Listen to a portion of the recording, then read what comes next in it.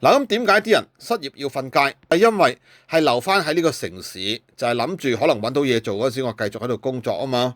如果你為咗個畫面要靚，係嘛？領導人要靚，要靚仔啲，唔好失禮，將嗰啲叫街頭難民全部咧趕走，中共最中意做噶啦。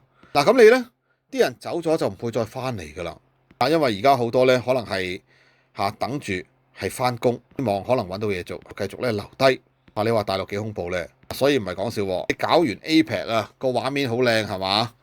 個場面好盛大啦，送走晒啲窮人，就到最尾深圳個經濟肯定進一步崩潰㗎，因為你連嗰個叫經濟動力嗰啲人全部咧趕走晒。好啦，而家外資撤離嘅原因就係因為中國大陸冇咗市場㗎。既然佢撤離，個工作崗位咧又減少，係惡性循環嚟㗎。